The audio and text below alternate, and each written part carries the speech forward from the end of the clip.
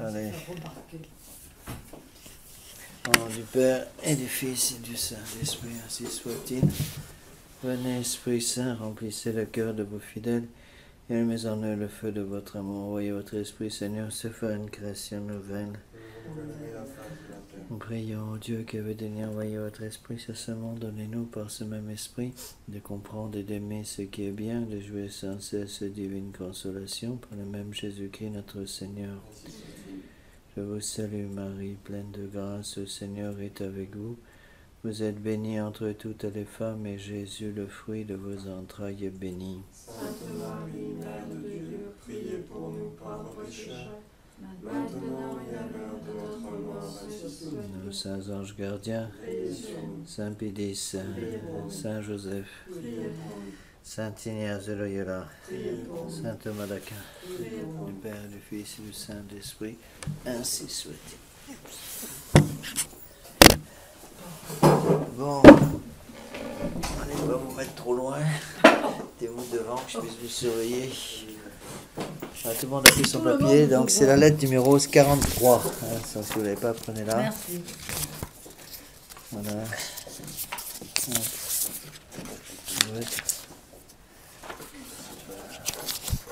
Alors, je vais vous parler un petit peu dans ces lettres numéro 43 d'une apparition que je connais assez bien, Notre-Dame de Guadeloupe, qui est peu connue en France. C'est très dommage. C'est une apparition qui a une importance énorme. On oublie, on a un peu trop tendance en France surtout, c'est un peu le mauvais côté du coup de l'esprit cocorico des Français.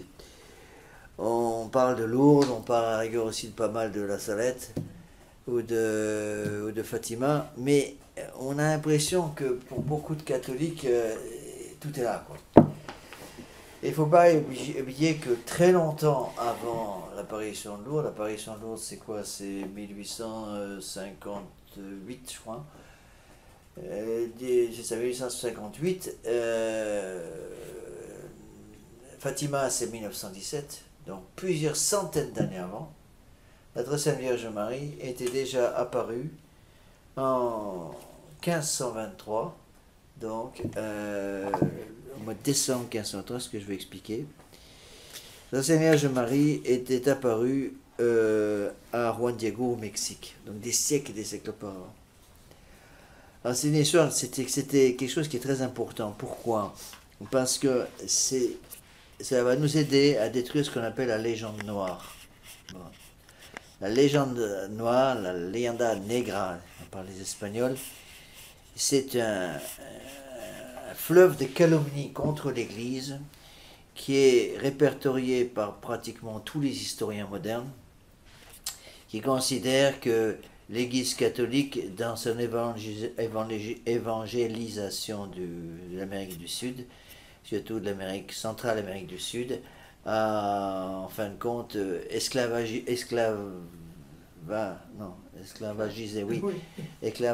tous les Indiens, a détruit une merveilleuse religion naturelle qui était pratiquée par tous ces braves Indiens qui demandaient qu'une seule chose, c'est pratiquer leur petite religion en paix. En gros, c'est ça. Et que tous les conquistadors n'avaient qu'une idée en tête, c'était d'écrabouiller tous les Indiens, de récupérer le plus d'or possible, et que le bon Dieu n'a plus rien à faire là-dedans. C'est faux. Bon, certes, il y a eu des abus, non pas au niveau de l'Église, mais il y a eu des abus au niveau des conquistadors. C'est vrai que certains conquistadors se sont mal comportés, ont même pratiqué l'esclavage. Cependant, prenez certainement le plus célèbre d'entre eux, à savoir Christophe Colomb. Dans l'esprit de Christophe Colomb, c'était très clair et très net. Christophe Colomb avait comme idée première, en allant de l'autre côté de l'océan Atlantique pour découvrir la route des Indes, comme il disait à l'époque, il n'avait qu'une seule idée en tête, à savoir d'évangéliser les peuples, ramener à notre Seigneur Jésus-Christ tous ces peuples qui vivaient dans les ténèbres. C'est exactement ce qui s'est passé. Bon. Alors on parle un peu trop des Aztèques, mais on ne sait pas exactement, on ne comprend pas du tout ce que sont les Aztèques. Je vous donne un petit exemple de cette charmante petite religion. En 1487, donc on est en plein Moyen-Âge en France. Alors, Renaissance, disons, fin du Moyen-Âge, début de la Renaissance. Alors qu'en France, on construit des cathédrales, voilà ce qui se passe au Mexique. Pour la dédicace d'un temple à leur dieu, qui a un petit nom charmant, Huitzilopochtli, comme ça se prononce. Ça s'écrit comme ça se prononce. Buveur de sang. Ou Dieu Soleil. C'est une statue obèse, aux horribles yeux bulbeux, ceinturée de serpents, avec des cœurs humains suspendus à son cou. Dans la province du Mexico, à Tenochtitlan, les sorciers aztèques massacrèrent 80 000 jeunes Indiens, dans une orgie de sang qui dura 4 jours. Les 4 files d'attente s'étendaient sur 10 kilomètres, et une personne était tuée toutes les 15 secondes sur un des 4 autels de pierre au sommet d'une pyramide de 45 mètres de hauteur. On leur ouvrait la cage thoracique pour leur arracher le cœur toujours palpitant. Ça, c'était la religion des Aztèques. Donc ils adoraient le dieu soleil. Et c'est une fausse religion, ces faux prêtres avaient persuadé leurs gens qu'il fallait abreuver le dieu soleil de sang humain pour qu'il puisse continuer à briller.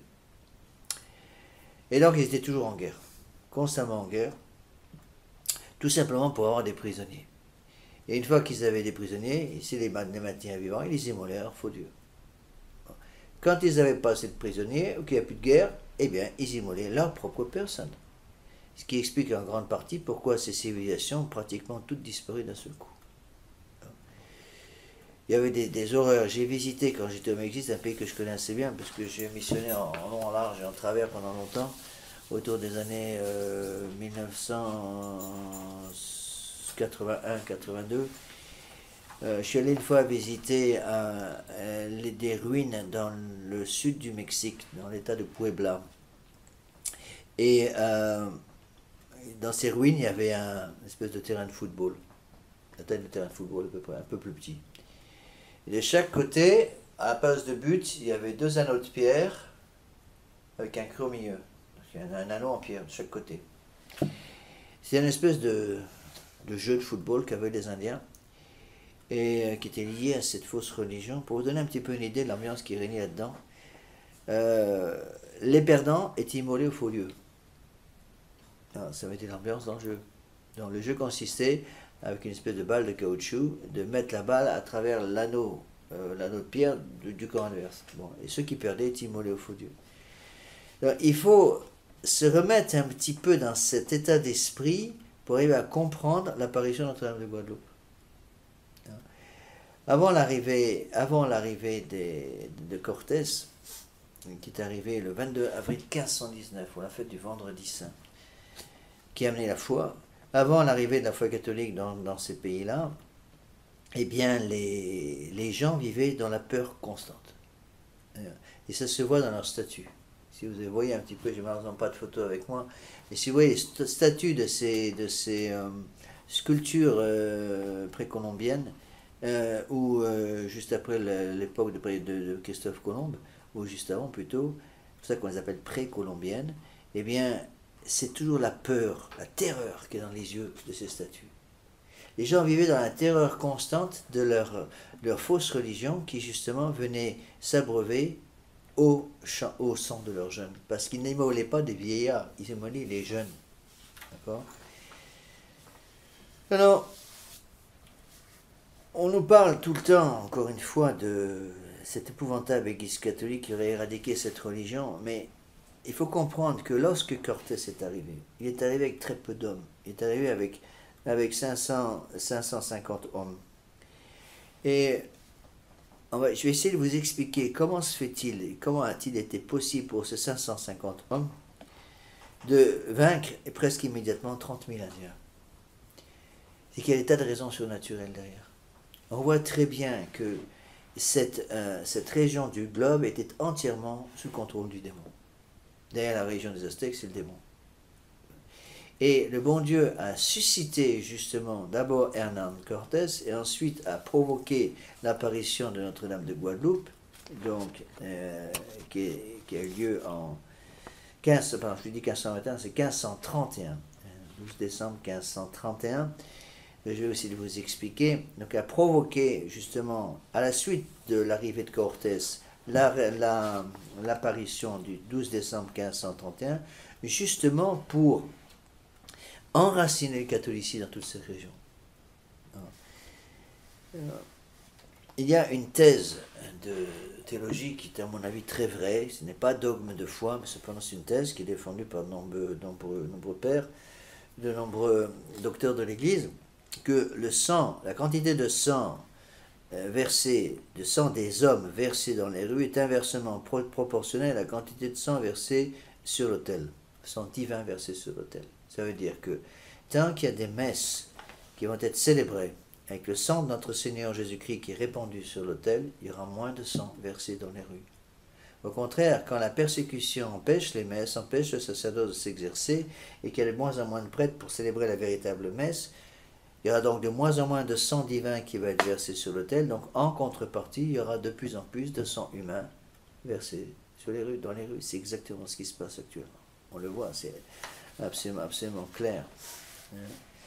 Alors, il faut donc comprendre qu'au Mexique du XVIe siècle, encore une fois, à une époque où en Europe on construisait des cathédrales, et les Indiens habitant le pays étaient réduits à un semi-esclavage par les Aztèques qui les utilisaient pour leurs sacrifices humains. Bon. Et là, il y a des choses qui sont peu connues. Je vais suivre pour vous expliquer tout ça la plus ancienne translation, si vous voulez, de l'apparition, qui a été faite en nahuatl. Elle est écrite en nahuatl. Nahuatl était une des langues des Aztèques. Les Aztèques avaient des tas de langues qui sont en partie restées au Mexique. Et j'ai eu moi-même d'énormes difficultés quand j'étais au Mexique, dans les missions du Sud, côté de Tuxtepec, dans l'état de Veracruz, d'énormes difficultés parce que les gens ne parlent pas espagnol. Ils parlent encore ces anciennes langues aztèques. La plupart d'entre elles ne sont pas écrites. Et c'est très très difficile de faire un apostolat justement parce qu'on n'a pas une langue commune. Bon, moi je n'ai pas reçu le don des langues, donc c'est pas évident. Cependant, on voit très bien que le bon Dieu a un amour tout particulier pour le pays du Mexique. Et encore une fois, on parle tout le temps de la France, la France, la France. C'est vrai que la France est finie de l'Église. Mais il ne faut pas oublier encore une fois que là on est quand même 400 ans, plus de 400 ans avant l'apparition de Notre-Dame de Fatima, ou 350 ans avant, si vous voulez, l'apparition de Notre-Dame de Lourdes, et déjà Notre-Dame apparaissait à 10 000 km de chez nous, en Amérique latine, pour convertir les gens là-bas. Oui. Alors, ce qui est très important de comprendre, c'est que en 1509, donc on est encore 22 ans avant l'apparition de Notre-Dame de Guadeloupe, la sœur de l'empereur, qui s'appelait Montezuma, eut une vision. Bon, ça c'est peu connu. Il eut une vision, et la vision était la suivante. Un ange la conduisit dans son sommeil au bord de la mer. Il lui montra des navires aux voiles blanches, arborant des grandes croix noires en effigie. C'est-à-dire, sur chaque voile, il y avait une croix noire dans ce rêve. L'ange lui annonça que des étrangers allaient conquérir l'empire aztèque et qui leur apporteraient la connaissance du véritable Dieu. Cette vision complétait une vieille prophétie qui précisait que ces sauveurs seraient barbus. C'est très important pour eux, pourquoi? Parce que les Indiens, c'est très curieux, les Indiens sont imberbes, ne poussent pas de barbe. Non. Ils viennent avec des animaux, donc deuxième signe, donc il y avait 3 signes, si vous voulez, qui avaient été indiqués dans les différentes prophéties, qui avaient marqué la vie de ces païens. Donc, premier signe, les gens qui vous apporteront la connaissance du vrai Dieu viendront du côté de la mer, donc c'était du côté de l'Atlantique, avec des navires qui auront une croix noire en effigie, donc une croix noire sur les voiles. Deuxième signe, ces hommes qui vous apporteront la connaissance du vrai Dieu auront la barbe, chose inconnue au Mexique. Troisième signe, ils viendraient avec des animaux inconnus dans ces contrées. Ça, c'est le cheval. Le cheval n'existait pas en Amérique latine. Il a été introduit par l'armée espagnole.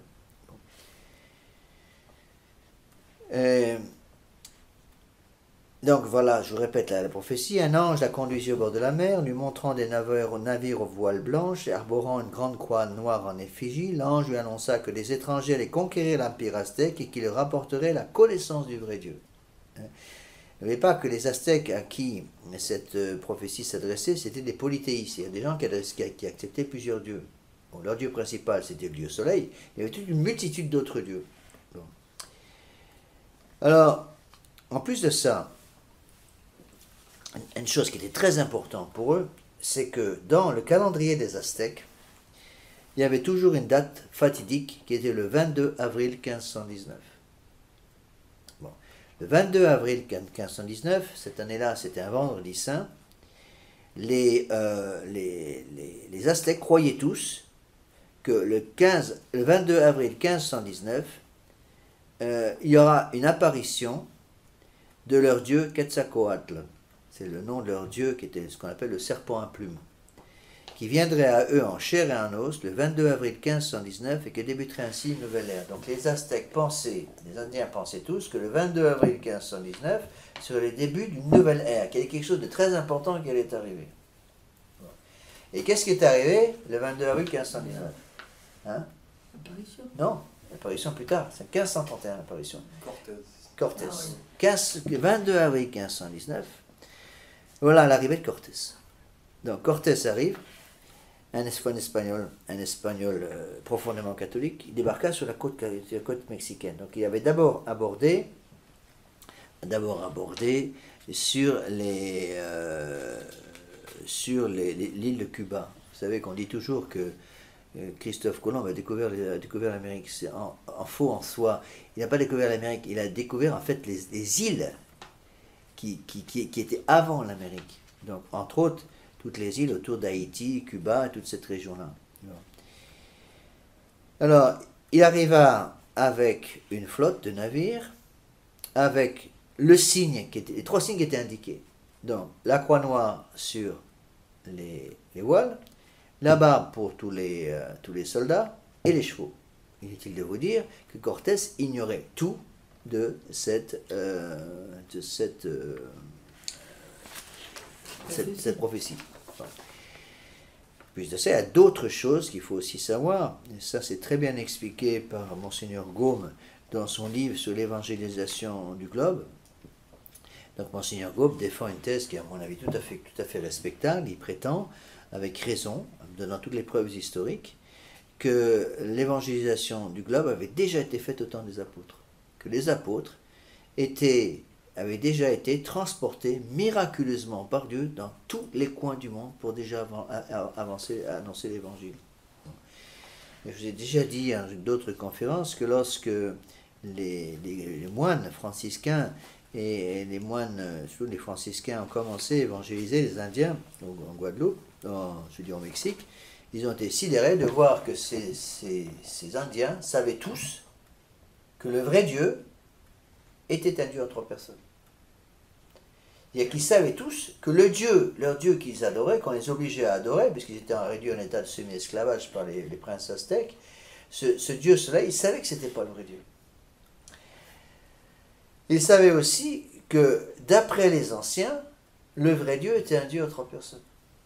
Et quand, évidemment, les moines franciscains ont découvert ça, ils se sont dit, mais enfin, comment pouvez-vous savoir ça? C'est comme pas quelque chose qui s'invente, personne n'invente l'idée d'un Dieu en trois personnes, c'est même pas quelque chose de pensable dans une cervelle humaine, puisque c'est un très grand mystère. Eh bien, ils ont toujours eu la même réponse. Qu'à des temps immémoriaux, les anciens nous ont dit, ont répété, ça se répète de génération en génération, qu'il y a très très longtemps, un temps extrêmement ancien, un homme est venu qui avait la barbe, encore ce signe qui est très important pour eux, qui avait la barbe, et qui leur a parlé du vrai Dieu, qui a annoncé le vrai Dieu, qui leur avait déjà dit à l'époque que ce Dieu était un Dieu de trois personnes. Et toute la tradition de l'Église dit que c'est saint Thomas. Que cet apôtre saint Thomas aurait déjà miraculeusement traversé les mers, donc porté par le bon Dieu, par les anges, pour déjà aller évangéliser ces régions-là. N'oubliez pas que le prophète Habakkuk a été porté par l'ange par un seul cheveu, pour nourrir Daniel. Donc, tout est possible par la grâce du bon Dieu. Et donc, c'est ça qui explique pourquoi, lorsque surtout ça, dans l'actuelle ville de Mexico, le lieu de l'actuelle ville de Mexico, lorsque les Indiens ont vu arriver la troupe de Cortés, ils connaissaient tous cette prophétie. La prophétie n'était pas très ancienne, puisque la vision avait lieu en 1509. Il y avait plusieurs prophéties anciennes, mais la dernière était une vision de l'empereur, la sœur de l'empereur Moctezuma, l'empereur des Indiens. Bon. 1509, c'était donc 10 ans avant. Tout le monde le savait déjà. Et donc, quand ils ont vu arriver les bateaux, qu'est-ce qu'ils ont vu? Ils ont vu la croix noire, ils ont vu la barbe, et ils ont vu les chevaux. Et ce qui explique qu'ils ont pu, avec très très peu de monde, vaincre les Indiens, parce que pratiquement, ils se sont spontanément associés aux catholiques, sentant très bien, par un miracle du bon Dieu, on peut le dire, que cette armée espagnole était venue les libérer de l'esclavage et les introduire à la connaissance du vrai Dieu. Non. Donc il y avait 550 hommes. Il n'y avait pas beaucoup de monde au début, 550 hommes donc sur un certain nombre de navires, je ne sais plus combien il y en avait, et 2 prêtres, qui étaient franciscains. Donc 2 prêtres franciscains, 550 hommes. Quand il est arrivé, première chose qu'a fait Cortés, il faut voir un petit peu ce qu'ils avaient comme... C'est des gens qui avaient l'esprit du Moyen-Âge, la fin du Moyen-Âge, on n'est plus au Moyen-Âge, mais enfin on est quand même avec l'esprit encore un petit peu du Moyen-Âge. Qu'est-ce que fait Cortés? Pour être sûr que les soldats vont remplir leur mission était de venir annoncer la bonne nouvelle de l'évangile, puisque c'était ça d'abord la mission, c'était pour ça qu'il était venu. Il a commencé immédiatement par brûler tous ces bateaux. Il détruit tous ces bateaux pour empêcher le retour des soldats en Espagne. Et pour empêcher toute désertion de ces soldats, il marche sur Mexico. Il avait une bannière, et sur cette bannière, il avait fait broder ces paroles, frères et compagnons, suivons le signe de la croix et avec elle nous vaincrons. Voilà ce que dit donc l'histoire. Lors du premier combat, 300 soldats espagnols vinrent à bout de 30 000 Indiens. Nous devons risquer quelque chose pour Dieu, avait dit Cortés. Et là, c'est très intéressant de voir ce qu'a fait Cortés. Quand Cortés est arrivé, il a trouvé tout de suite ces pyramides mexicaines, j'en ai visité plusieurs. Ces pyramides mexicaines, moi quand je les ai visitées, elles étaient propres les pyramides. Mais à l'époque, il fallait voir une chose. C'est que, je vais vous donner l'exemple de ces massacres de 80 000 Indiens qui étaient massacrés au sommet d'une pyramide en 4 jours. D'accord?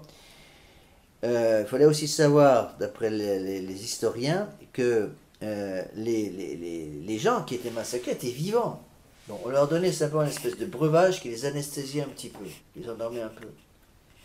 Mais il y avait en haut, on les voit encore, une espèce de pierre ronde comme ça. Donc on mettait la personne sur le dos sur cette pierre, tenue par quatre sbires qui tenaient les bras et les jambes de ces 4 gars. Donc pour que le corps soit complètement tendu comme ça. Et ensuite avec un couteau d'obsidienne, une pierre, le prêtre, le ministre de cette fausse religion ouvrait le thorax de la personne, prenait le cœur, l'offrait au Dieu, et d'un coup de pied, balançait le corps du haut des pyramides vers le bas. C'est pour ça que quand vous montez sur cette pyramide, elles sont extrêmement raides.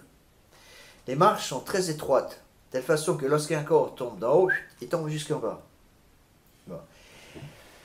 Petite délicatesse, ces faux prêtres de la fausse religion ne se lavaient jamais. Vous pouvez un peu voir le travail. Bon. Les premiers historiens qui en ont parlé, qui ont les premiers témoignages, racontent justement que lorsque Cortés est arrivé, après sa victoire, donc ils ont vu ces temples, qui étaient maculés de sang humain, avec des milliards de mouches et de moustiques. Au pied de ces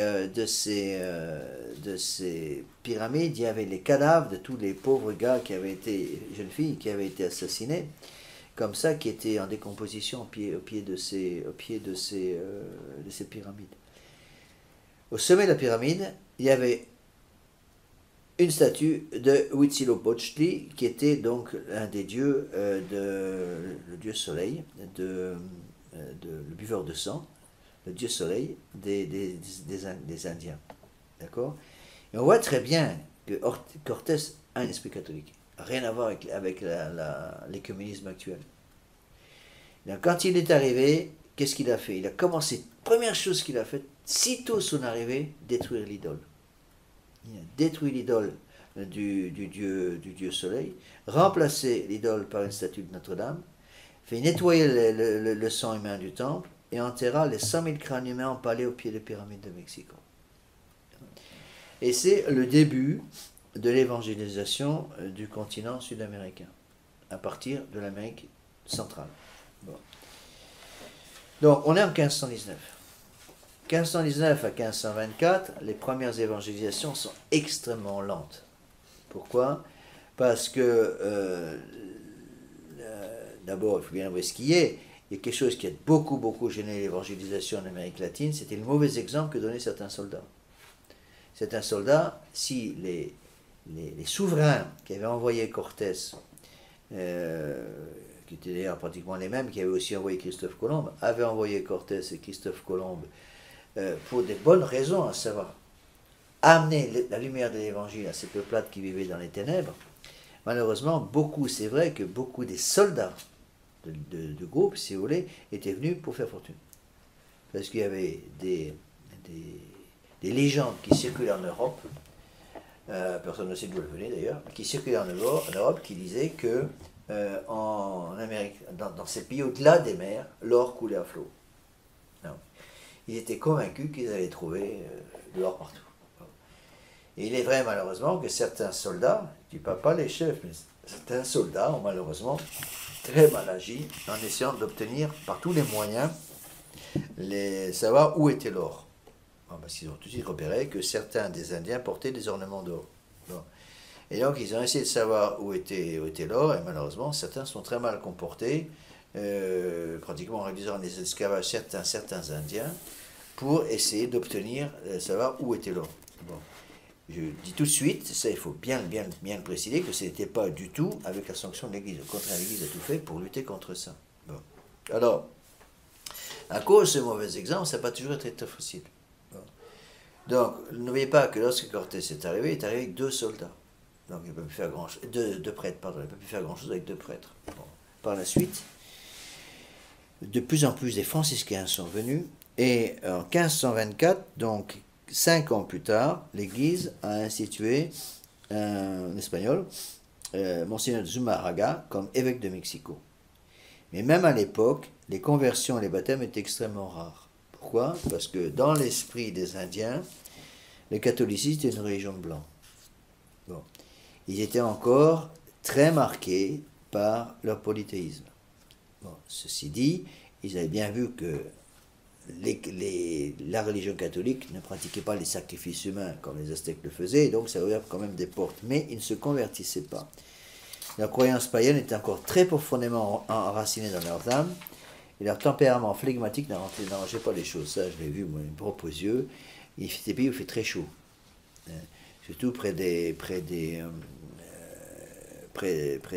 mers. Près de l'Atlantique, il fait extrêmement chaud et c'est pas toujours très facile de travailler dans des régions comme ça. Donc, il y avait une espèce d'atavisme racial qui était très net, un tempérament flegmatique qui n'arrangeait pas les choses. Bon. Et il y a eu très peu de conversions. Au grand désespoir des Espagnols, il y a eu très très peu de conversions. Parce que justement, la plupart d'entre eux étaient imprégnés de polythéisme. Il est très difficile de chasser le polythéisme lorsqu'il est rentré dans les cœurs. On trouve un petit peu le même état d'esprit en Afrique centrale, où là encore, on retrouve à cause de la chaleur le même état d'esprit, c'est-à-dire le même tempérament flegmatique qui est très fréquent. J'ai vu ça au Gabon. D'accord ?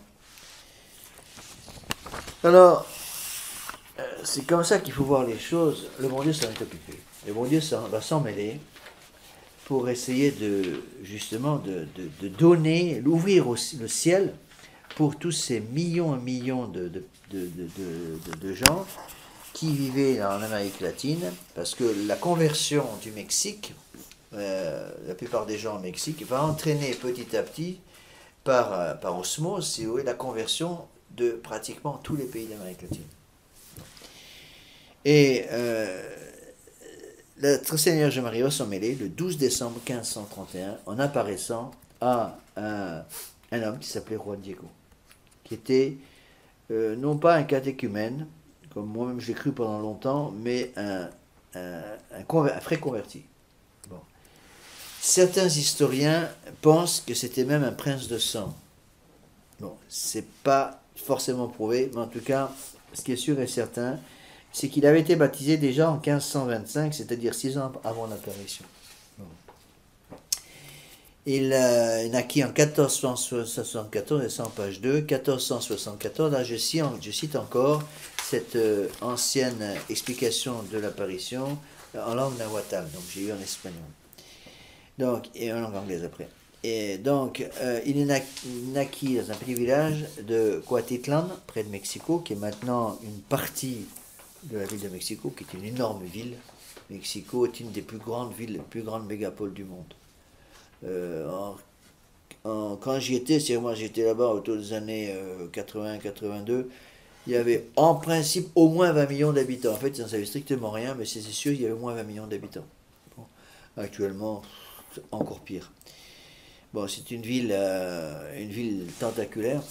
Il est une ville en plus extrêmement sale parce que la ville de Mexico est entourée de hautes montagnes. Entre autres, il y a le Popocatépetl qui est juste à côté, qui fait plus de 5000 mètres. Donc à cause de ces grandes montagnes qui entourent la ville de Mexico est dans une cuvette. Donc au début, au moment où Cortés est arrivé, il y avait encore des marées partout. Donc c'était très très insalubre. Et cette ville est une ville qui est très sale parce que l'atmosphère est empoisonnée aujourd'hui par les moteurs de voiture.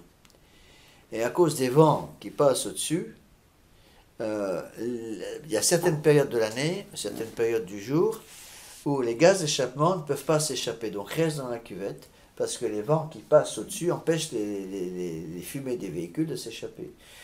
Et j'ai vu ça, je ne sais pas combien de fois, on dit que l'aéroport de Mexico est un des plus dangereux du monde à cause de ça. C'est que j'ai vu, les mes yeux vus, je ne sais pas combien de fois, arrivant à Mexico en avion, depuis je partais sur la Juarez, à la frontière avec les États-Unis. À l'époque, j'étais en poste à El Paso, donc au Texas américain, et je prenais l'avion de côté de la frontière sur la Juarez pour aller jusqu'à Mexico. Et quand on arrivait, quand on allait atterrir à l'aéroport de Mexico, j'ai vu ça, je ne sais pas combien de fois, il y avait une espèce d'épais nuage gris marron. Non pas un nuage de vapeur d'eau, mais un nuage de poussière et de toute la pollution de la ville. Et on voyait ces nuages qui recouvraient toute la ville, et simplement le sommet des plus grands immeubles qui dépassaient le nuage.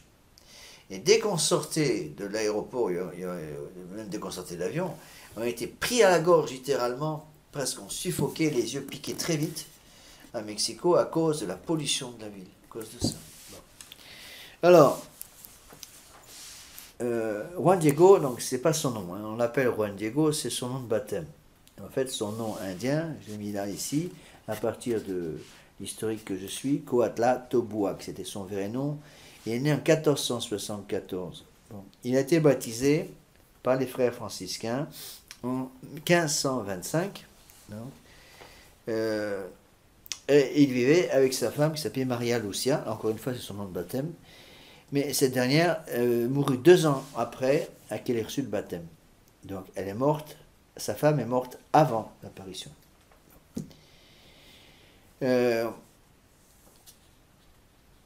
Au Mexique, l'apparition de Notre-Dame de Guadeloupe n'est pas appelée comme ça. On l'appelle Notre-Dame du Tepeyac. Et non. Tepeyac, pourquoi? Parce que c'est la colline sur laquelle l'apparition a lieu. À l'époque, c'était une colline qui était en dehors de la ville. Aujourd'hui, c'est en pleine ville. D'accord? Bon. Et c'est en pleine ville, et c'est là qu'ils ont construit une ancienne basilique qui était très belle, et une horreur ultra moderne, qui a remplacé l'ancienne basilique qui est en train de s'effondrer, qui est en train de s'enfoncer dans le sol à cause des marais qui sont en dessous. Bon. Donc, à partir de 1531, Juan Diego a passé toute sa vie jusqu'en 1548, donc il est mort 17 ans après. Il est resté à l'endroit de l'apparition et il racontait toute la journée à tous les pèlerins qui venaient l'histoire de l'apparition. Bon, on l'appelait le pèlerin à cause de ça. Il a vécu comme un religieux et il est mort à l'âge de 74 ans en 1548, donc 16 ans ou 17 ans après avoir vu Notre-Dame.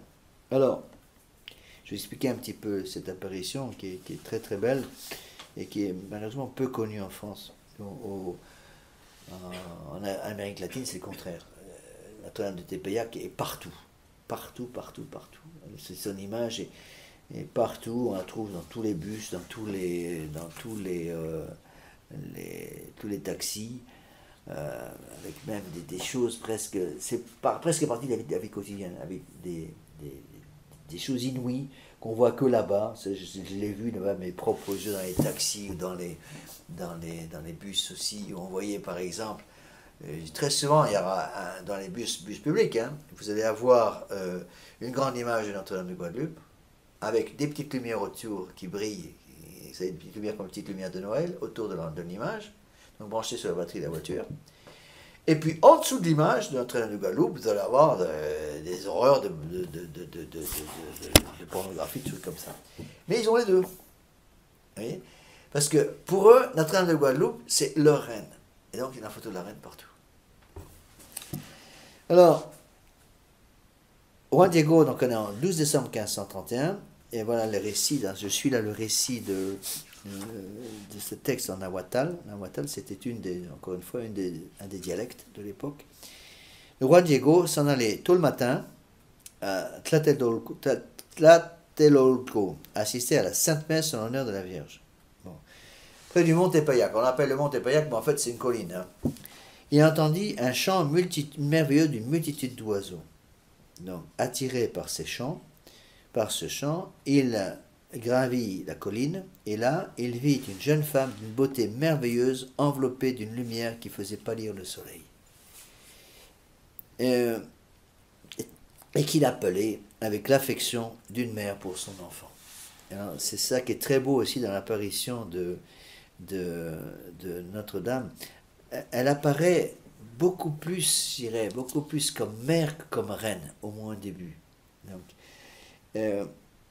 Donc elle va l'appeler par son petit nom. Elle va l'appeler Juan, c'est son nom de baptême. Juan, ça veut dire Jean en espagnol, c'est Juanito.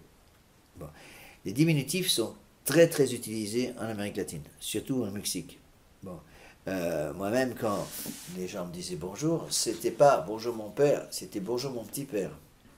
Bon. C'était pas Buenos dias padre, c'est Buenos dias padrecito. Il rajoute le ito à tout, ou ita pour le féminin, ito pour le masculin, pratiquement tous les noms. Donc c'est toujours la petite assiette, c'est le petit verre, c'est la petite maison, c'est le petit arbre, c'est le petit garçon. Et c'est un mot qui est toujours utilisé par les mamans quand elles parlent à leurs enfants. C'est un mot affectueux et qui est utilisé partout au Mexique. Donc quand on aime bien quelqu'un, on utilise toujours le diminutif. Donc c'est jamais bonjour mon père, c'est bonjour mon petit père. Et là c'est pareil, Juanito c'est mon petit Jean. Juan Dieguito, pareil, il s'appelle Juan Diego, donc elle va utiliser le diminutif pour les deux. Donc Juanito c'est mon petit Jean, Dieguito mon petit Diego. Donc mon petit Jean, mon petit Diego. Voyez, donc elle utilise tout de suite les intonations d'une mère pour son enfant. Et à ce moment-là, c'est Juan Diego qui l'a raconté, toute la colline se couronna de pierres aux couleurs de l'arc-en-ciel, comme si un feu intérieur les irradiait. Alors, on voit aussi la délicatesse de la très Sainte Vierge Marie, qui ne parle pas la langue des conquistadors, l'espagnol, mais qui parle la langue locale. Elle parle en nahuatl. Donc, avec un sourire extraordinaire de compassion et d'amour, elle va lui dire, mon petit Juan, mon petit Jean, mon cher enfant, où allez-vous? D'accord? Alors, Juan Diego se rend tout de suite compte qu'il a devant lui une reine. Une mère, mais une reine. À cause justement de cette extraordinaire lumière merveilleuse qui faisait pâlir le soleil, dit-il. Et donc, il va utiliser tout de suite, spontanément, les formules de politesse que réservaient les Aztèques à la noblesse. Bon. Et une des formules, c'était « Madame et mon enfant ». Quand on parlait à une dame de la noblesse, sous la haute noblesse, à la reine par exemple, on lui parlait avec ce terme, c'était la coutume, madame et mon enfant. Donc il va utiliser cette coutume pour parler à cette dame, parce qu'il se rend compte que ce doit être une reine, vu son appareil extérieur, vu ses pierres avec toutes les couleurs de l'arc-en-ciel qui irradient leur lumière autour d'elle, ce doit être une reine. Il ne sait pas qui elle est. Et voilà ce qu'il lui dit, madame et mon enfant, je vais à la messe à l'église, étudier et apprendre les prêtres mystères, les divins mystères que nous enseigne le prêtre. Non. Et tout de suite, différent de Lourdes, Notre-Dame a attendu un certain nombre d'années avant de dire qui elle était. Là, tout de suite, elle va dire qui elle est. Je veux que vous sachiez avec certitude, mon cher fils, que je suis la parfaite et toujours Vierge Marie, Mère du vrai Dieu, de qui provient toute vie, le Seigneur de toutes choses, Créateur du ciel et de la terre. J'ai un immense désir que l'on construise en mon honneur un temple dans lequel je manifesterai mon amour, ma compassion et ma protection. Je suis votre mère pleine de pitié et d'amour pour vous et pour tous ceux qui m'aiment, qui font confiance et qui recourent à moi. J'écouterai leurs plaintes et je soulagerai leurs afflictions et leurs souffrances. On voit que c'est un peuple qui sortait d'une persécution terrible par les prêtres aztèques. Donc, elle s'annonce tout de suite comme mère du vrai Dieu. Oui, il n'y a aucun écuménisme là-dedans. C'est pas mère Dieu, c'est la mère du vrai Dieu, pour bien faire comprendre que ce n'est... Si elle est mère du vrai Dieu, c'est que les autres dieux sont des faux dieux. D'accord ? N'oubliez pas que tout le Mexique avait été imprégné de polythéisme. On voit bien aussi dans l'attitude, par exemple, de Cortés, quand Cortés arrive en 1519, qu'est-ce qu'il fait? Je vous l'ai déjà dit, il commence par détruire les idoles. Donc, pas question de pratiquer un écuménisme complètement fou comme aujourd'hui, où, heureusement, vous vous rendez compte, si on avait été sous François au moment des apparitions de Notre-Dame de Guadeloupe, François aurait demandé de respecter les fausses religions, donc respecter les buveurs de sang et les sacrifices humains du temps de Notre-Dame de Guadeloupe. D'accord? Alors, à ce moment-là, la dame va disparaître, et Notre-Dame envoie donc, avant de disparaître, envoie Juan Diego à l'évêque. Bon. Pour lui, c'était quelque chose de très impressionnant, parce que l'évêque, c'était une autorité, évidemment. Alors, elle va voir l'évêque, il va voir l'évêque, il n'a d'ailleurs même pas réussi à le voir, je crois, la première fois, parce que les serviteurs de l'évêque l'ont arrêté, en disant, si vous voulez. Et donc, il a raconté son histoire au serviteur de l'évêque, en disant, mais j'ai vu une belle dame qui m'a dit qu'il fallait construire un temple là-haut. Alors, évidemment, les serviteurs de l'évêque l'ont envoyé paître, hein, pour le prenant pour un fou. Je ne sais même pas s'il a pu parler la première fois à l'évêque. Et l'évêque, en tout cas, l'a fait conduire. Et désespéré, Juan Diego retourna voir la belle dame, qui l'attendait. Très chère dame, dit-il, je vois bien que l'évêque s'imagine que votre souhait d'avoir un temple ici est une histoire que j'invente. Je vous prie, envoyez pour en faire part quelqu'un de plus connu, de plus respecté, afin qu'on puisse se croire. Je ne suis qu'un pauvre Indien que vous avez envoyé en haut lieu comme un messager. Aussi, ne l'a-t-on pas cru, et je n'ai pu que vous causer une grande déception. Vous voyez, toute l'humilité de dialogue entre Notre-Dame et Juan Diego. Et la réponse de Notre-Dame est extraordinaire. Mon très cher fils, vous devez comprendre qu'il y en a beaucoup de plus nobles à qui j'aurais pu confier mon message. Et pourtant, c'est vous que je veux pour accomplir cette mission. Retournez demain chez l'évêque, parlez-lui en mon nom, et dites-lui que c'est moi en personne, la Sainte Vierge Marie, Mère de Dieu, qui vous envoie. On a un peu les mêmes paroles dans l'apparition de Notre-Dame du Lot, dont je vous parlerai un jour aussi, si Dieu veut. Notre-Dame du Lot, c'est un petit peu la même apparition, tout à fait au début de l'apparition de Notre-Dame du Lot, une apparition complètement différente. Donc c'est au Lot, c'est près, Notre-Dame du Lot, LAUS, c'est près de Gap, dans les Hautes-Alpes. Il y a un petit peu les mêmes paroles. Je vous en parlerai plus tard parce que j'ai déjà parlé. Oui. J'ai peut-être déjà fait la conférence, effectivement, vous avez raison. J'ai peut-être déjà fait la conférence sur Notre-Dame du Lot, qui est tout à fait différente, mais on trouve certaines similitudes.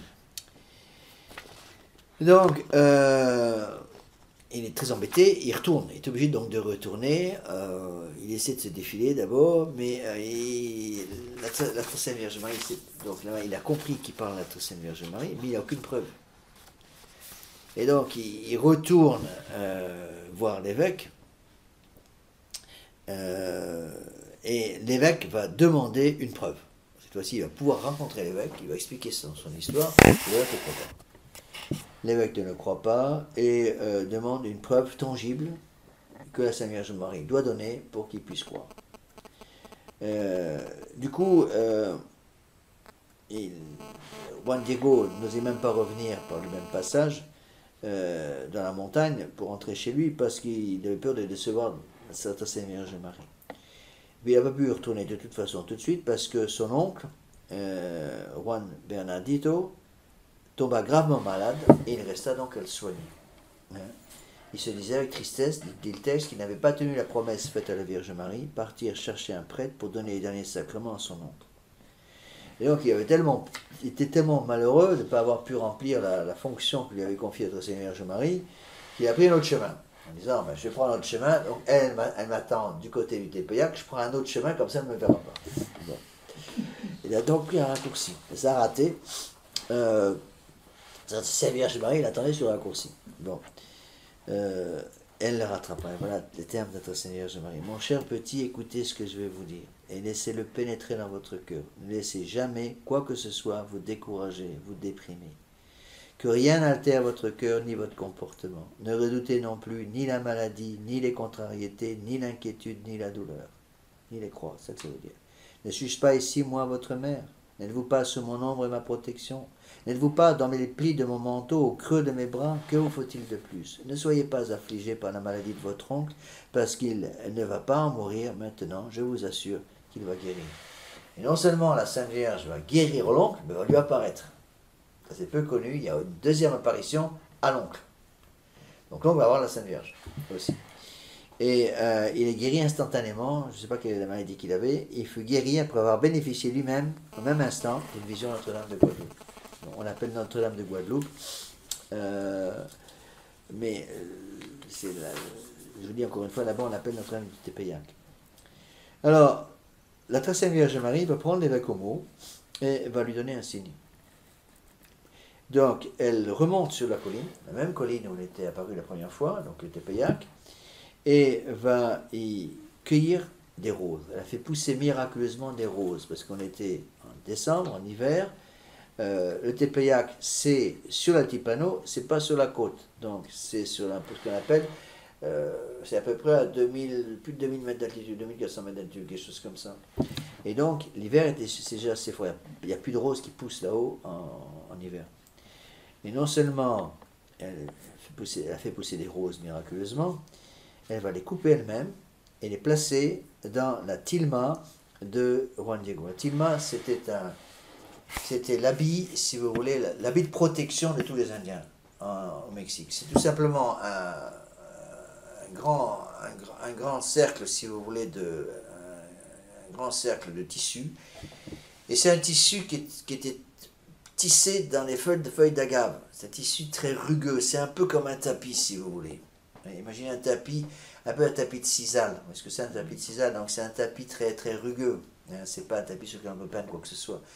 Une espèce de tapis, donc c'était un grand rond comme ça, tissé à partir des feuilles d'agave. Et au milieu, il y avait un trou, on passait la tête par le trou. Donc il passait la tête par le trou et la tilma, passait sur les épaules et ensuite allait à peu près jusqu'au bras, quoi. On en trouve toujours là-bas. Moi, quand j'étais au Mexique, j'en avais acheté pour me donner ma mère. Et actuellement, on a fait de très belles en laine de mouton, en coton, ou en laine de mouton, ou en laine d'alpaga. Mais à l'époque, c'était beaucoup plus une espèce de sisal. C'est plus une protection contre la pluie, un peu contre le froid aussi. Bon. Et donc, elle va elle-même ramasser ses roses. La Très Sainte Vierge Marie envoya Juan Diego au sommet de la colline. Plus exactement, elle a demandé à Juan Diego de monter au sommet de la colline et cueillir les roses qu'il allait y trouver. Donc Juan Diego, évidemment, il ne croyait pas beaucoup parce qu'il disait, mais il n'y a pas de roses à cette époque de l'année. Il a quand même montré, il allait trouver des roses. Donc, il a rapporté les roses à la Très Sainte Vierge Marie qui l'attendait. La Très Sainte Vierge Marie a arrangé les roses correctement dans le pancho, la tilma de Juan Diego, et lui a demandé à ce moment-là de rabattre ses bras comme ça sur sa poitrine pour protéger son trésor. et elle lui dit, maintenant vous allez de nouveau voir l'évêque et vous n'ouvrez vos mains que devant lui. Alors, il a eu énormément de mal parce que les serviteurs de l'évêque l'ont vu arriver, ils le prenaient pour un fou, et évidemment, on pas laisser rentrer. En plus de ça, il avait les mains comme ça, donc il cachait quelque chose. Ah oui, un peu le bazar. Donc les serviteurs, d'abord, ne voulaient pas laisser rentrer. D'abord, ils ont dit, mais si ça se trouve, il a un arme, un épée ou je sais pas quoi, il va trucider l'évêque. Après, ils ont dit, il y a peut-être quelque chose de très précieux là-dedans, donc on va savoir ce que c'est, ce qui est caché dans ses bras. Et donc, ils ont commencé à persécuter le roi Diego, qui a refusé d'ouvrir ses bras et qui a commencé à se défendre pour qu'on ne l'oblige pas à ouvrir ses bras. Du coup, ça fait quand même descendre l'évêque, qui, entendant la commotion, est descendu. Et l'évêque l'a fait monter là-haut. Et devant cet évêque, qui s'appelait Monseigneur Zumárraga, en espagnol, donc il a déployé son manteau, et les roses, en plus de ça, délicatesse de la Sainte Vierge, on voit tout le monde la Sainte Vierge, l'évêque était espagnol. Et les roses qu'elle avait fait pousser miraculeusement étaient des roses espagnoles. Les roses castilianes de Castille tombèrent à la terre, donc j'ai mis délicatesse de Notre-Dame, car l'évêque était castillan, et le miracle apparut alors. Devant la... Il y avait 3 personnes qui étaient là, il y avait l'interprète, parce que le Monseigneur Zumárraga ne parlait pas le nahuatl, donc il y avait, pas encore, il y avait l'interprète, il y avait l'évêque, évidemment, Monseigneur Zumárraga, et je crois qu'il y avait une 3e personne qui était là, et donc il a ouvert ce manteau, les roses sont tombées, et à ce moment est apparu devant les yeux ébahis de l'évêque la merveilleuse image de Notre-Dame de Guadeloupe. Bon, vous la connaissez, j'aurais dû en prendre. J'ai pas d'image de Guadeloupe ici, pour ceux qui ne la connaissent pas, j'en ai une petite ici. Je l'ai encore. En plus, je l'ai encore dans mon portefeuille, je ne l'ai plus dans mon portefeuille. Avant, j'en avais une. Parce que quand j'allais au Mexique, j'étais obligé de prouver que j'étais prêtre. Et j'avais toujours une image de Notre-Dame de Guadeloupe avec moi, pour prouver que j'étais prêtre. Parce qu'ils pensaient, un Américain protestant n'a pas d'image de Guadeloupe. Bon, je l'ai là, ça c'est une très mauvaise reproduction. Hein. L'image de Guadeloupe, donc c'est une image extraordinaire. Et ce qui était, on peut la passer, c'est simplement, c'est une très mauvaise reproduction, c'est tout ce que j'ai. Non, pas du tout, non. Non, c'est pas ça, cette vierge qui est là, c'est la Vierge de Notre-Dame de Montserrat, qui a converti, devant laquelle Saint-Tillien s'est converti, c'est une vierge espagnole. Ça, c'est Notre-Dame de Guadeloupe. Bon. Alors, ce qui est très beau dans l'apparition de Notre-Dame de Guadeloupe, c'est que c'est ce qui explique justement la conversion, c'est que Notre-Dame de Guadeloupe est apparue comme une Mexicaine. Elle est apparue avec le teint mat des Mexicains. Elle est apparue enceinte. Et avec toute une série de signes qui pour nous ne disent rien du tout, mais qui pour les Mexicains parlent tout de suite. Par exemple, elle avait un... Je vais en parler un petit peu après. Elle avait un petit ruban noir noué et une petite fleur à 4 pétales qu'on appelle le nahui olin sur sa poitrine. Parce que les peuples mexicains, le peuple des Aztèques,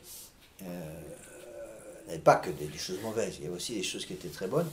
Et comme dans tous ces pays très pauvres, il y a encore un respect, si vous voulez, de l'autorité qui est très grand, beaucoup plus qu'en France. Et j'ai vu ça au Mexique, quand j'étais dans le sud du Mexique, j'ai vu ça chez les Indiens, surtout au village où j'allais régulièrement, à Tuxtepec, un village qui s'appelait Oritland, qui était au sud de Tuxtepec, donc c'était tout un bazar pour y aller, et je prenais l'avion jusqu'à Veracruz, et Veracruz, je prenais un bus, il fallait voir les bus, hein, c'était pas des bus français, hein, des vieux bus tout branlants jusqu'à Tuxtepec. À Tuxtepec, je prenais un taxi qui me menait des kilomètres de piste jusqu'à ce que je puisse arriver à Oritland, où on avait une mission là-bas, où j'allais une fois par mois, une fois tous les 2 mois, mission très pauvre, il n'y a pratiquement pas d'eau, pas d'eau courante, pratiquement pas d'électricité, et une mission extrêmement pauvre. Donc il fallait tout faire en cheval. tout faire à cheval. Alors, il y en a qui aiment bien les chevaux, mais moi, les chevaux, j'avais fait, alors c'était pas évident. Bon. Et donc, il y avait toute une série de signes. Par exemple, lorsqu'une femme est mariée, au Mexique, surtout chez les Indiens, elle change de vêtements. Elle va utiliser certaines couleurs et certains détails de couleurs de vêtements que seule la femme mariée a le droit d'utiliser. Et ce qui est une très bonne chose, c'est-à-dire que l'homme qui la rencontre, c'est tout de suite s'il a affaire à une femme mariée, une femme célibataire. D'accord? Donc, elle a une certaine couleur de robe, c'est des robes multicolores qu'elle porte là-bas. Et donc, il y a certains arrangements de couleurs que tous les hommes connaissent, et quand ils voient une femme comme ça, ils savent, celle-là, elle est mariée.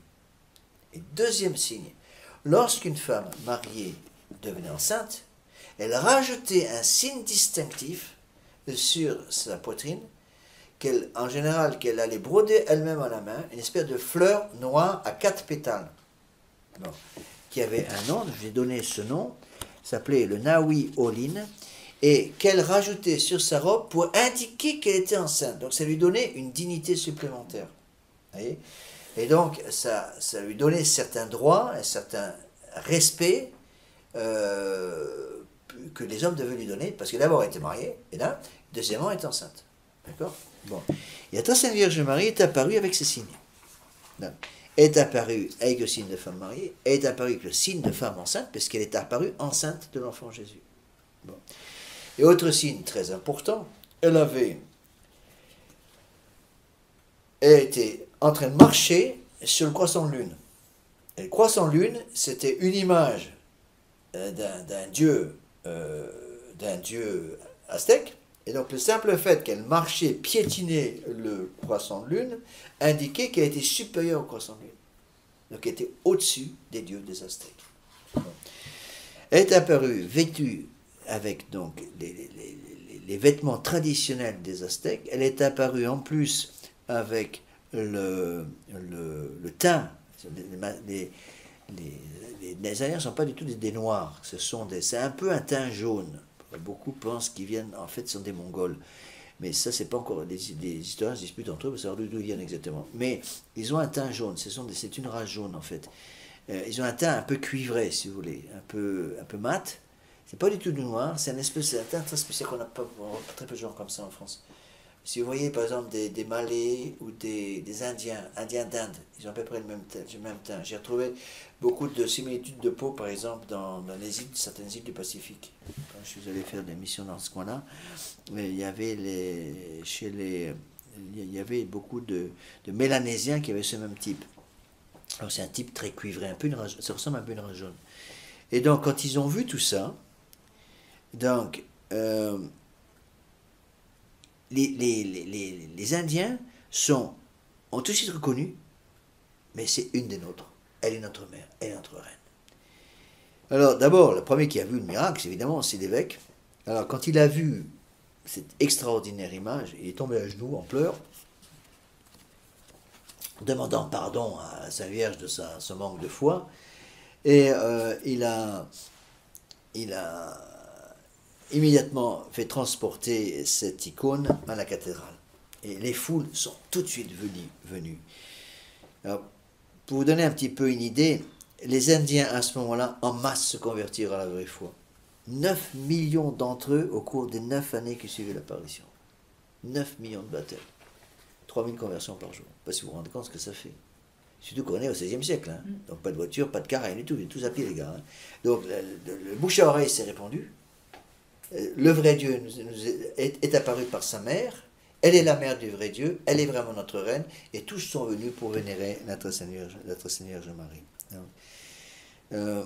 Et c'est extraordinaire. Moi, j'ai vu cette image plusieurs fois. Donc, pour la protéger à la vénération des fidèles, parce que les Mexicains sont très, très sensibles pour toutes ces choses-là. Ils voulaient toujours toucher l'image. Donc, ils ont mis l'image dans un cadre de cristal. Et ils l'ont mis à peu près 20 mètres de haut, dans l'église moderne, qui est une horreur, une espèce on dirait un hall de gare. Et ils l'ont mis tout en haut, pour que tout le monde puisse savoir. Et ils ont mis devant un passage sur un tapis roulant. Donc, quand vous venez pour présenter vos respects à la Très-Sainte Vierge Marie, vous êtes sur un tapis roulant qui avance. C'est pour obliger les gens à avancer. Parce que sinon, tout le monde s'agglutinait, et puis les autres qui arrêtaient derrière ne pouvaient pas voir. Donc, les gens venaient, mais se mettaient sur le tapis roulant, qui passait, donc j'ai pu même passer plusieurs fois sur ce tapis roulant pour admirer la photo. On la voit plus, pas les photos, là, le tableau de la Très-Sainte Vierge Marie elle-même. On a beaucoup de mal à comprendre ce que c'est. En fait, c'était un tilma, donc qui a été examiné après très très sérieusement, qui était fait à partir de fibres d'un cactus. Bon. Le cactus maguey. Et l'image de Notre-Dame se présente un peu comme imaginez une diapositive projetée sur un tapis. Imaginez un tapis de sisal, une espèce de tapis de sisal, c'est comme tu sais parfois devant les portes là, un tapis comme ça. Une image qui est projetée dessus, et l'image qui semble flotter. Non, c'est pas vraiment peint. Ça apparaît comme une peinture, et c'est pas une peinture. Pourquoi? Parce que imaginez un tapis. Sur un tapis, on ne peut pas peindre. Bon, c'est impossible de peindre. Or, cette image est là, n'a pas bougé depuis 1531. En plus de ça, ce cactus, ces feuilles de cactus se conservent très mal. En principe, au bout de 50 ans, elles sont réduites en poussière. Donc, pratiquement, les Indiens doivent changer leur tilma tous les 3-4 ans. Bon. Parce que c'est quelque chose de très résistant. Eh bien, l'image n'a jamais bougé. Elle a été protégée plusieurs fois, puisque au moment de la guerre des Christéros, un peu après la fin de la guerre des Christéros, donc ils ont essayé de faire sauter l'image. Donc des francs-maçons ont mis une bombe. À l'époque, qui était dans l'autre église, l'ancienne église, ils ont mis une bombe devant la statue pour faire sauter la statue devant l'image, pour faire sauter l'image. Et ça, c'est extraordinaire. Donc l'image était sur un autel, encadré, protégé quand même un peu protégé, je crois qu'il est protégé par des plaques de verre. Et de chaque côté, il y avait deux porte-sièges énormes, des porte-sièges en bronze massif, et qui faisaient à peu près 2 mètres de haut, donc de chaque côté de l'image. Bon. La bombe a explosé, et on a gardé l'image, ça n'est sorti intact, il n'y a rien eu pour l'image. Et les deux porte-sièges qui étaient en bronze massif sont comme ça. Ils sont complètement tordus.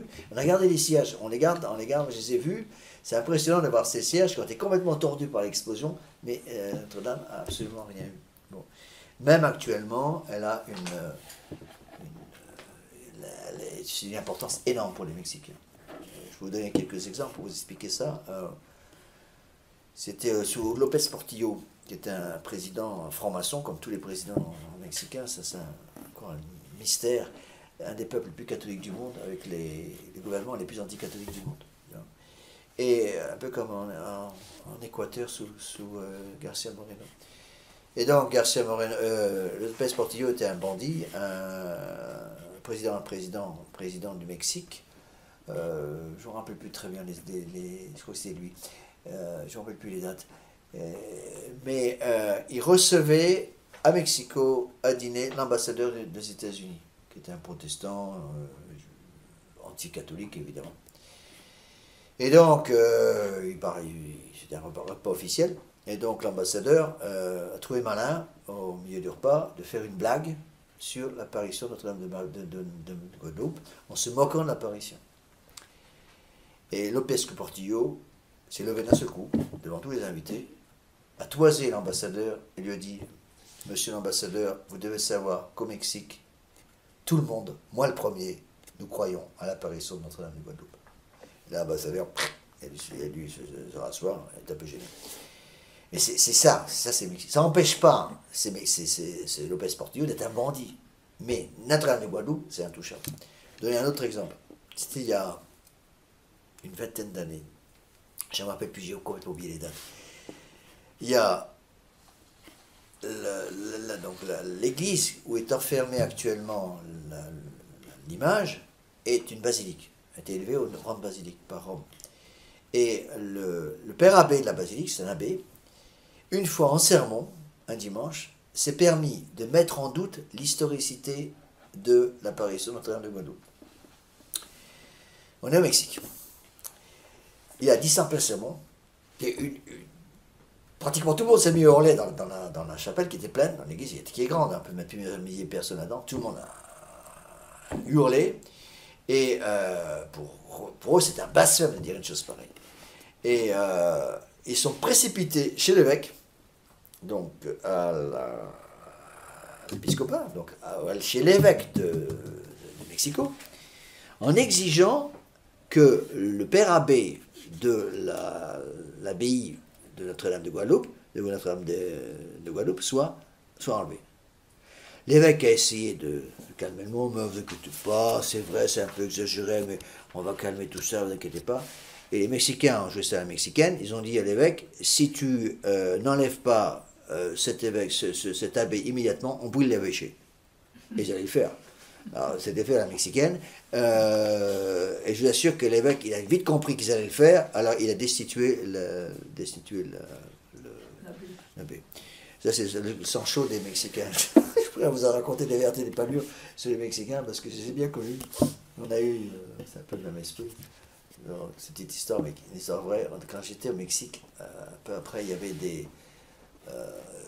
une grande église, j'étais de la Fraternité des Églises à l'époque. Après moi, il y avait beaucoup de mal au début, mais après, ça s'est bien monté. Il y a plusieurs centaines de personnes à la messe. Le dimanche, on avait 2 grosses églises, avec 500 personnes à peu près dans chaque église. Donc, presque un millier de personnes. Et on avait un casse-pied dans la paroisse. Il y a vraiment un casse-pied. Il y a un homme qui est toujours en train de critiquer les prêtres, toujours en train de faire du mauvais esprit, etc. Et il scandalisait tout le monde, et puis il était vraiment embêtant. Bon. Alors, les prêtres de l'époque, la Fraternité des Abysses, avaient essayé un petit peu de calmer le jeu, mais il était vraiment odieux. Vraiment, le type impossible. Toujours en train de se vanter, toujours en train de critiquer. Alors, les Mexicains, les catholiques mexicains de nos fidèles sont allés voir le prêtre en disant, mais il faut lui casser la figure, ce gars-là. Il ne peut pas dire, mais non, notre Seigneur Jésus-Christ est un Dieu de paix, un Dieu d'amour, il ne faut pas faire ça, voyons. Alors, parce que le prêtre, c'était pas un Mexicain. Bon, donc il ne connaissait pas les coutumes. Et puis il ne connaissait pas le tempérament mexicain. Et donc, les fidèles n'ont rien dit. Ils ont envoyé 4 malabars, donc des gars bien costauds, qui sont allés voir, qui ont attrapé le gars au début d'une messe, on dit venez me parler, et qui lui ont dit, le curé n'était pas courant, voilà, si tu remets les pieds une seule fois dans cette église, nous peignons la porte de cette église avec ton sang. Le gars est devenu tout blanc, il a compris que ça allait chauffer, il est parti et puis jamais revenu, on a eu la paix. Bon, je ne sais pas si vous l'aurait fait, mais ça, c'est les Mexicains. Bon, on ne pourrait pas faire quelque chose comme ça en France. Mais c'est pour expliquer un petit peu la mentalité très chaude des Mexicains. Oui. Ce qui est extraordinaire, c'est qu'à partir du moment où l'image a été peinte, a été présentée aux Indiens, tout le monde s'est converti. Donc, j'ai 3000 conversions par jour. Après, il y a eu des tas d'autres choses extraordinaires. Bon, j'ai pas le temps de beaucoup en parler, mais je vais vous dire un petit peu le texte. Ça c'est la fin du texte. Après, c'est des textes que j'ai pris de certaines études scientifiques qui ont été faites sur l'image. Donc, vous savez que les yeux, donc l'image est très particulière, donc elle se présente un peu comme une diapositive projetée sur un tissu. Donc il y a une espèce d'espace entre l'image et le tissu lui-même. En plus de ça, les yeux de notre Sainte Vierge Marie se comportent comme s'ils étaient des yeux vivants. Ça veut dire que si un médecin, comment on appelle le médecin spécialiste des yeux? Ophtalmo. Donc il va examiner votre œil, il va utiliser un appareil spécial pour regarder l'intérieur de l'œil. D'accord? À l'intérieur de l'œil, il va y avoir une triple image de ce qui se passe à l'extérieur. Quand vous regardez quelque chose, c'est comme un appareil photographique, si vous voulez, mais à l'intérieur de l'œil, il y a ce qu'on appelle un cristallin, et sur les 2 bords du cristallin et sur le fond de la rétine, il va y avoir une triple image. Bon, je ne me rappelle plus exactement, j'ai oublié ce que j'ai appris ça en médecine, mais j'ai un peu oublié. Donc il y en a une, si mes souvenirs sont exacts, il y en a 2 qui sont dans le bon sens et une qui est inversée. Bon. Quand on regarde avec cet appareil les yeux de la Sainte Vierge sur le tableau, les yeux se présentent avec les mêmes caractéristiques. Ils apparaissent comme vivants. Donc on voit la triple image à l'intérieur de l'œil. En plus de ça, il y a des choses extraordinaires qui ont été révélées après, parce que la NASA a fait quand même des études complètes là-dessus, un peu comme sur le sensuaire, pareil. Et on a découvert après que, en fait, dans les yeux, si je prends maintenant, par exemple, une photo de Cyril, bon, je prends une photo de vous maintenant, sur votre pupille, à l'intérieur de la pupille, va apparaître au fond de votre œil mon image, puisque vous me regardez. Donc si je prends une photo de vous, je grossis votre œil, d'accord? De telle façon à pouvoir voir l'intérieur de la pupille, va apparaître sur la pupille, sur votre pupille, ma photo. D'accord? Bon. Eh bien, l'image, la très sainte Vierge Marie, se présente avec des yeux vivants. Donc ça veut dire quoi? Ça veut dire que quand on prend une photo de l'image de Notre-Dame du Guadeloupe, ils ont grossi la pupille et ils ont découvert à l'intérieur de la pupille l'image de ceux qui étaient devant Juan Diego quand il a ouvert son satellite. Et donc on aperçoit l'évêque, on aperçoit le traducteur, je crois qu'il y a une troisième personne. On arrive, c'est assez difficile à distinguer, mais on voit très bien, on ne peut pas le voir à l'œil nu, bien sûr, il faut passer aux images microscopiques, avec un microscope électronique et balayage, donc on arrive à voir l'image de l'évêque, l'image du traducteur et la troisième personne qui était là. Oui. Alors, j'ai résumé un petit peu tout ça, j'ai pas le temps de tout résumer, parce qu'il y a des tas de choses qui ont été découvertes encore après. Donc on a toute une série de preuves extraordinaires que c'est une image miraculeuse, mais évidemment personne ne peut expliquer cette image, comme personne ne peut expliquer, naturellement parlant, la projection de l'image de notre Seigneur Jésus-Christ sur le ciel. Notre-Dame apparaît, donc c'est la partie l'image miraculeuse, page 3, donc j'ai résumé un petit peu ici plusieurs choses. Alors ça c'est plus le texte en nahuatl, ça c'est un texte que j'ai écrit après, en utilisant un certain nombre de documents. Notre-Dame apparaît sur la tilma comme une métisseau, c'est-à-dire un mélange des races indiennes et espagnoles. Le Mexicain est un mélange de races blanches espagnoles et de races plus cuivrées des races des Indiens d'Amérique, des Indiens d'Amérique du Sud. Cela a servi à unir les deux races pour former la nouvelle race du peuple mexicain, nouvelle nation chrétienne. La vraie mère de Dieu est venue au Tepeyac pour remplacer la déesse de la maternité des faux dieux, Tonantzin, et pour remplacer la fausse religion aztèque par la religion catholique. Donc le sang de notre Seigneur Jésus-Christ dans le calice de la Sainte Messe remplace le sang des sacrifices humains répandus sur les marges des pyramides. Donc qu'est-ce qu'ont dit les prêtres catholiques? Les frères franciscains ont expliqué, surtout après l'apparition, ont expliqué aux Indiens qui se convertissent en masse, vous n'avez plus besoin maintenant d'immoler le sang de vos enfants pour l'offrir au Dieu Soleil, puisque notre Seigneur Jésus-Christ est venu et a immolé son propre sang dans le calice de la messe, pendant la Sainte Messe, renouvelle son sacrifice du calvaire de façon non sanglante, et le sang de notre Seigneur Jésus-Christ va remplacer ce sang humain. Donc vous n'avez plus besoin de sacrifice humain, maintenant vous avez le sacrifice de la messe. Hein? Donc les Indiens ont compris le message, et en plus elle avait dit, je suis de votre race. Et donc, ils l'ont tout de suite, ils l'ont vénéré comme leur mère, et en l'appelant, encore une fois, c'est un autre diminutif, la Guadalupana. Quand on parle de la Guadalupana, c'est la Vierge du Guadeloupe. Si vous allez à l'aéroport de Mexico, vous voulez aller au Tepeyac, vous voulez aller voir vénérer l'image de notre Seigneur, de Notre-Dame, pardon, l'image de Notre-Dame de Guadeloupe, vous disiez au gars du taxi, il y a des taxis partout là-bas, vous dites, voy al Tepeyac. Je vais au Tepeyac, ça veut dire je vais à l'église. Et tous les taxis, on connaît ça, et ils vous accompagnent là. Mais quand il parle de la Sainte Vierge, là-bas, il l'appelle la Guadalupana. Donc, la fille de Guadeloupe. Donc, les Indiens surlirent l'image de l'apparition. Ils contemplent Marie affectueusement comme un enfant contemple sa mère. Sur l'image miraculeuse, elle est debout, face au soleil, pour indiquer qu'elle est plus grande que leur dieu soleil, Huitzilopochtli.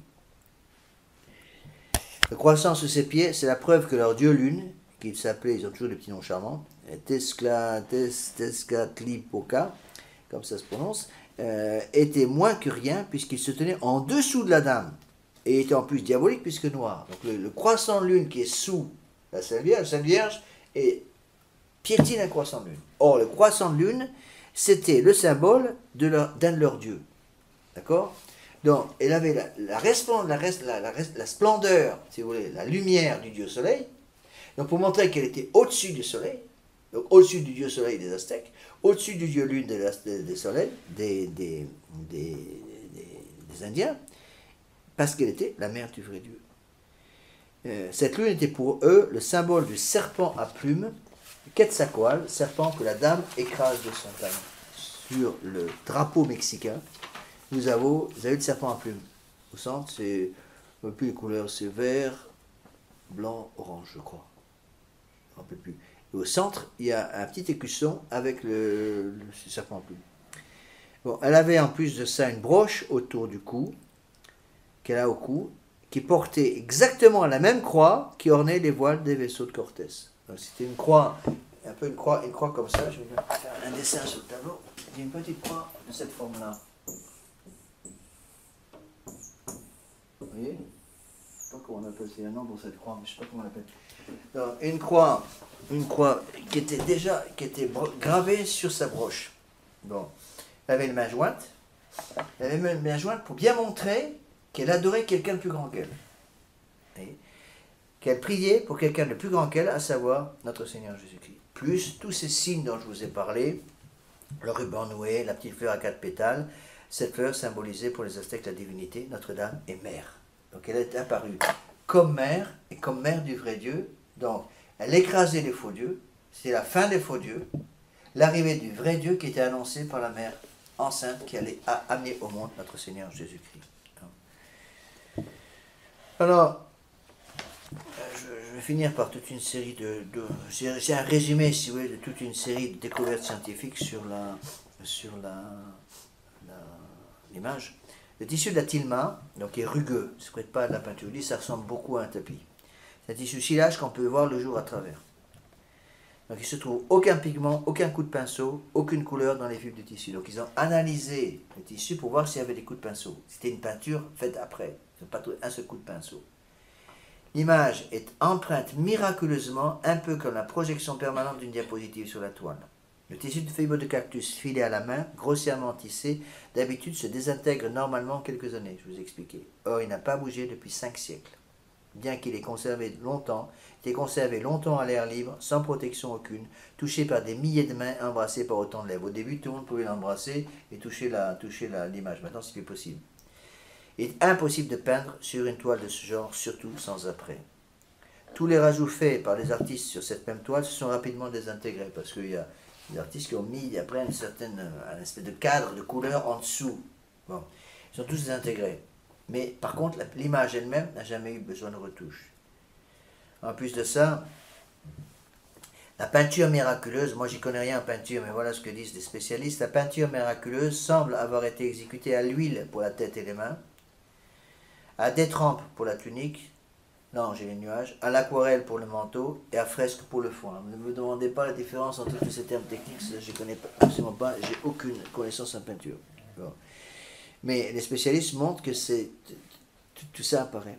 Les images, les jeux de l'image sainte se comportent à l'examen comme s'ils étaient vivants. La pupille des yeux reflète donc l'image de l'évêque Zumárraga et même de Juan Diego avec les roses rouges dans ses mains et de l'interprète. Donc il y a 3 personnes, l'évêque Zumárraga, Juan Diego et les roses rouges dans sa main. L'image dans la pupille démontre même une distorsion naturelle causée par la courbure de l'œil de Marie. Donc l'œil apparaît comme un véritable œil. En plus de ça, ils sont aperçus sur le manteau bleu que porte notre Seigneur Vierge Marie, il y a des étoiles. Bon. Ces étoiles coïncident parfaitement avec la carte des étoiles du ciel du 12 décembre 1531. Il y a la position des différentes constellations qui est marquée sur le manteau de notre Seigneur, correspond à la position dans le ciel des étoiles de l'époque, qui apparaissait à l'époque. Alors, vous savez que après cette image a été beaucoup plus connue, entre autres parce que le 7 octobre 1571, c'est une date très importante, c'est la bataille de Lépante. La bataille de Lépante, donc contre les musulmans, l'amiral Andrea Doria avait mis sur le bateau de tête de l'armée catholique une grande image de Notre-Dame de Guadeloupe. Bon. Et c'est en priant devant cette image que les vents tournèrent et poussèrent les navires musulmans les uns contre les autres. C'est qu'en même temps, Saint Pie V avait fait prier toute la chrétienté le rosaire pour cette bataille. Et donc, la tradition a toujours accordé la victoire de Lépante, donc du 7 octobre 1571, au bénéfice de la Sainte Vierge. Alors, oui, bon, c'est un peu un résumé. Bon, il y a beaucoup d'études qui ont été faites. Il y avait une étude très intéressante et très bien faite qui avait été faite par un des frères de l'abbé de Nantes. L'abbé de Nantes a raconté pas mal de bêtises sur beaucoup de choses, mais il avait quelques bonnes idées. Et entre autres, certains de ses frères de l'abbé de Nantes ont fait de très bons travaux. Entre autres, un travail sur Notre-Dame de Fatima et un travail excellent sur Notre-Dame de Guadeloupe. J'avais ce livre, mais évidemment, je n'ai pas pu remettre la main dessus. J'aurais voulu vous montrer des images, j'ai même pas une image à vous montrer Notre-Dame de Guadeloupe. Donc, voilà un petit peu pour vous donner une idée. À chaque fois que j'allais à Mexico, je suis allé des dizaines de fois, je ne sais pas combien de fois, au moins une dizaine ou une vingtaine de fois à Mexico. J'ai toujours commencé quand je pouvais. J'arrivais à Mexico, je prenais d'abord, dès que je pouvais, le taxi pour aller présenter mes hommages à Notre-Dame de Mexique, Notre-Dame de Mexico, donc Notre-Dame de la Guadalupe-Ana, Notre-Dame du Tepeyac, avant de commencer mon apostolat à Mexico. Bon, je vais finir par une prière.